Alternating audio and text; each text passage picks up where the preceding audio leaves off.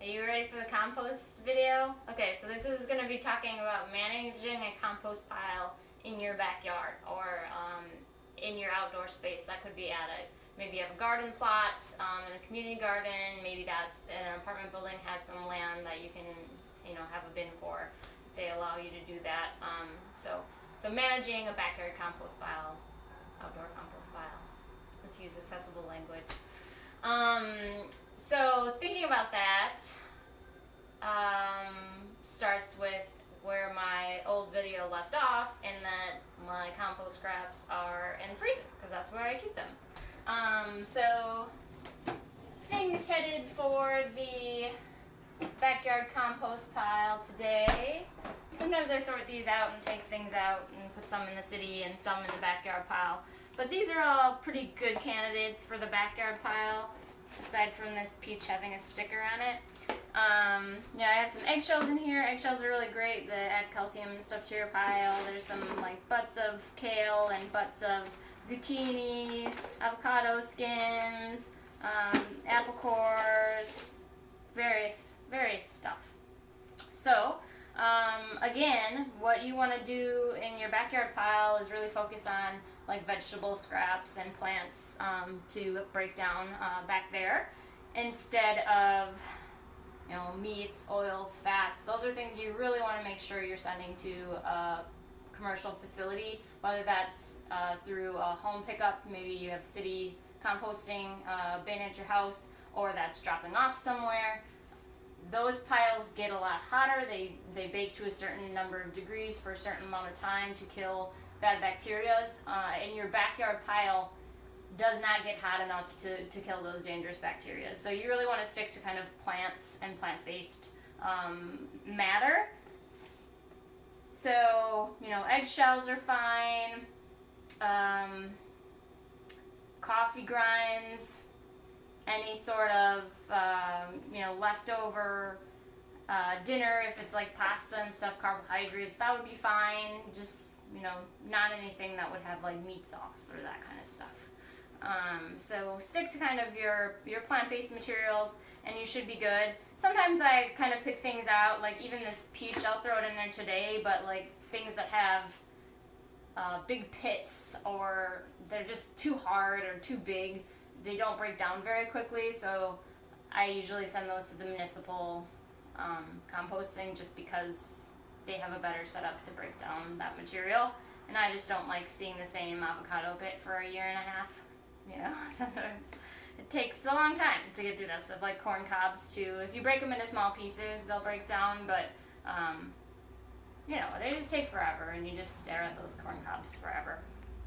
So here's a bunch of scraps. We'll take them out to the bin. I'll show you my bin, and I'll give some pointers about how to choose a bin, how to start a bin, how to manage your pile outside.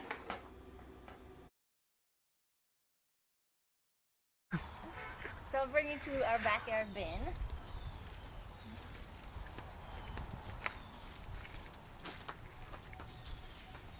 Okay, so backyard bin time.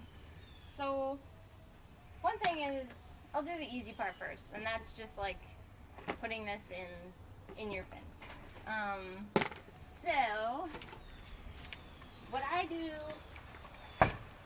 every time I deposit my scraps, and some of these scraps are like, I'm not perfect either. This peach literally sat in our fridge for like a month, maybe. I think I bought it before Labor Day. Super squishy, really gross. So that's a whole peach that I'm gonna throw in my bin right now. That happens. Even my apple cores. I don't always make apple cider vinegar. I compost them sometimes. And my carrot butts that were a little too dirty and gross. This is life. But so anytime I bring this out, I usually pour it on top of my pile. And then for many, many years, I just had a stick. This is the same stick I've been using for like years. And I just take the stick and either like do a little hole and bury it, or sometimes I just take the stick and like push it in there, like that. Shove it down in there. Into the middle of the pile. So I like to make sure that I'm covering it. One, to get those scraps down into the microbes so the microbes really just start going crazy on them. Also, if you keep it smothered, it's a little less like smell or attraction for rodents and that kind of stuff. So I like to just get it in the middle of the pile, mostly because it will speed up the composting cycle. So bury it is the first thing. So moving it aside, pushing it in or pushing it down or whatever. You don't have to like turn your pile all the time. It's a good idea to turn it, fluff up the top at least. You know, every once in a while when you think about it, even if that's just once a month. A couple of weeks ago, someone was getting rid of this garden claw turner thing on next door, so I scored it for free out of their back alley. And this has been cool. I mean, again, you don't need anything special to compost. I've been using this stick forever. This was free, so I nabbed it. But like this thing is kind of cool because it turns it all up real good. I will say that it's kind of the end of the season, so most of my pile is almost like all the way broken down. It's a lot of dirt. There's not a lot of browns or greens or any material. It's really mostly dirt at this point, which is good. It's the end of the season. Come fall cleanup, you know, when turning down the yard, I'll sift this out and take all of that compost and sprinkle it around all of my garden beds and shrubs and trees to kind of start fresh for the next year. So that's getting into managing the pile though. But again, things that can go in here, food scraps are good out of your kitchen waste, and stuff like, you could do your to-go containers, your paper to-go containers. They would break down if you tear them up small. They would break down. I personally don't really, because I just don't feel like it's adding a lot of value, like nutritional value. I don't know if that's true, like value to my pile. I don't know what it's bringing to the table, I guess. So I don't, but you can. I wouldn't put the plastic to-go containers in here because your pile won't get hot enough to really break those down. It would take forever. Again, no meats, oils, fish, that kind of stuff. They attract rodents, and also they don't get hot enough to break down dangerous pathogens. Don't put dog poop in here. Keep it out of there. You don't want that in your garden and next to your carrots that you're growing. Okay, so, you know, that's the very literal act of just like putting it in your bin. So I just want to talk about choosing a bin, sort of starting a bin, and then kind of managing your pile. So choosing a bin. This bin here is actually from Hennepin County, sells compost bins. This was fancy. When we did the Zero Waste Challenge, we got one for free, so that's the only reason I have this fancy one. But you can make really, really simple. The simplest version of compost bin you could ever possibly make is just getting some like chicken wire or you know, 1/4 inch mesh and putting forming it into a circle, a hoop, and then, like, you know, either zip tying or just bending the metal wires around each other so that it's just that hoop. You basically always want to go for about a 3-foot diameter, and that roughly this size, even if it's circle. That's the easiest type of bin you could ever possibly make, just like a wire hoop.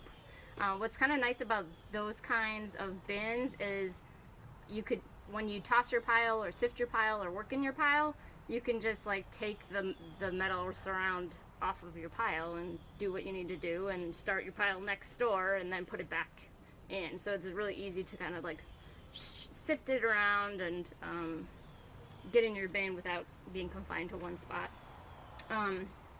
So this one's a little fancy, but nice. I think they sell them for like $50, so you can look that up for Hennepin County residents.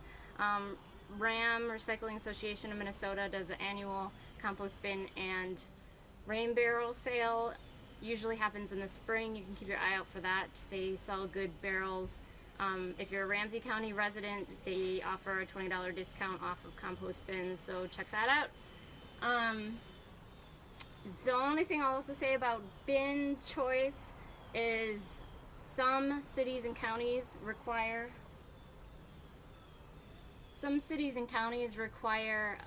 that your bin be a certain number of feet away from a neighbor, or requires having a lid. Usually that's just to kind of prevent the vermin from getting in there as well.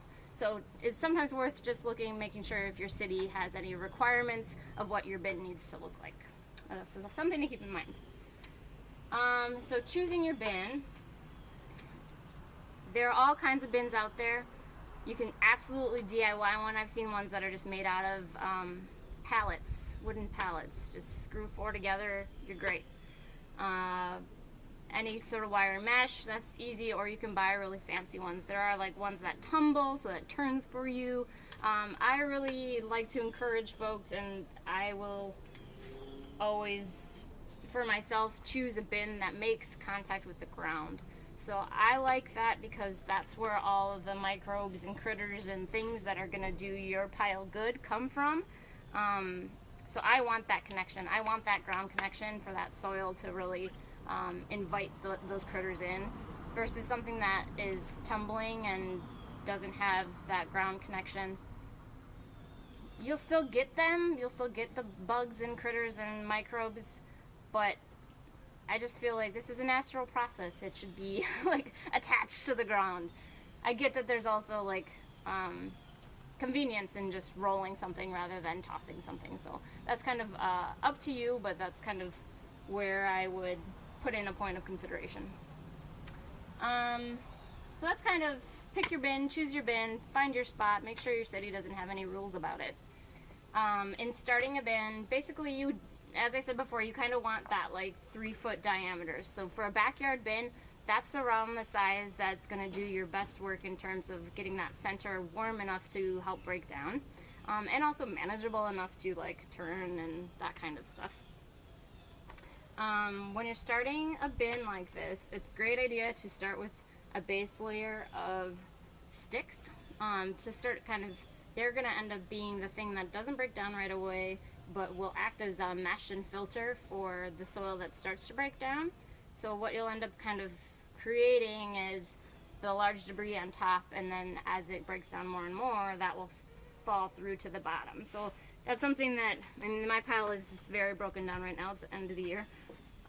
But you can kind of see sometimes. So like if I open up my bin, a lot of times you can kind of see like the gradation of, you know, this is more broken down than the top. You know, this is pretty much just soil at this point, and this is more gunky stuff. So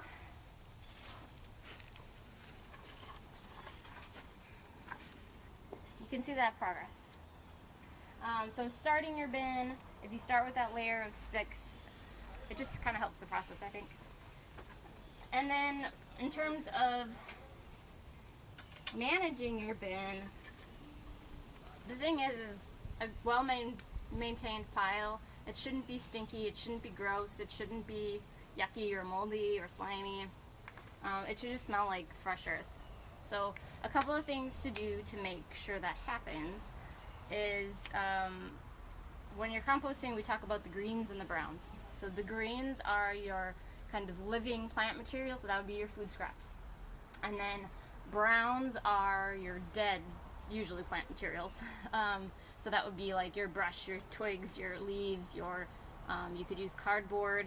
And you roughly want a balance of like 2 browns to 1 green in your pile. So if your pile is starting to get stinky, slimy, moldy, it's because you need more browns. So you need more dead matter.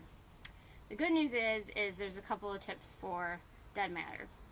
One is you can have green matter from your yard, like maybe it's grass clippings or maybe it's leaves or tree trimmings that you just did.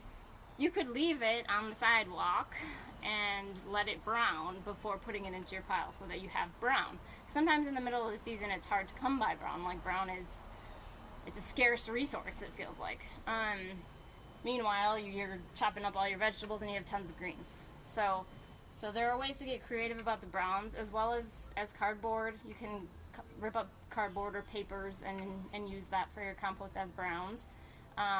normally I would say that cardboard has some value and can be made into other things, and I would always tell you to recycle cardboard first, but with the recycling industry the way that it is right now, and there's no value to anything and there's surplus of everything, throw it in your compost pile. It doesn't matter. If you need it, use it, whatever. So you're kind of managing that balance, and your pile will tell you if you got that balance right. It won't be slimy, it won't be stinky, it won't be smelly if you have that balance right. On the flip side, and that's if you have too many greens. On the flip side, if you have too many browns, your pile might be dry, it might not be doing anything, it might just be kind of stagnant and seem lifeless. So that could be not enough greens. The other thing that it could be is not enough moisture. So you do actually want to like water your pile every once in a while. My pile is very dry right now. It hasn't rained for many times, so I should water this pile after looking at it. But your pile does need water and does need access to elements to help speed up that decay. In terms of timing and how long does it take for things to break down, I mean, most small scraps, it will take, you know, anywhere between a month to 3 months to kind of break down. Bigger stuff takes longer, that kind of stuff. And also depends on how active you are in managing your pile. So if you're out here watering it every, you know, other week, or fluffing it or tossing it or turning it regularly, it's going to work faster than if you are ignoring your pile. Additionally, what do you do in winter? Well, winter, you can still throw your stuff on top. It will freeze. It's still decomposing, but like almost barely at all. So mostly just your pile freezes. That is another tip, is if you want to use it in the winter, think about what your route is to your choice of location in the winter. So are you trudging through the worst snowbanks in your yard? Are you really going to want to do that? Or do you have it somewhere convenient that you regularly are shoveling anyways? I mean, that's another thing to consider. So you can put stuff on there in winter, and then come spring, once things thaw, just mix it in and start over again. Another tip about the browns, so this is what I do. You know, I'll sift this out and get all the dirt out there and kind of start fresh a little bit in fall through the winter. And in fall is when you have all that great dead matter of all the leaves fall. So what I do is I rake up all the leaves and fill this to capacity in fall. So I fill it as many leaves as I possibly can. And that creates a lot of browns. So as summer comes around, I'm adding more and more green to that pile, and it's breaking down. And I'm kind of relying on the amount of dead leaves and browns that were in there. So that is, you know, a good tip to kind of like store up on your browns a little bit. And that's what this all breaks down to by the end of summer.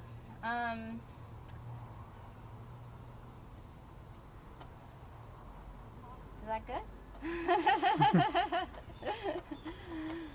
I think I gave some tips in there.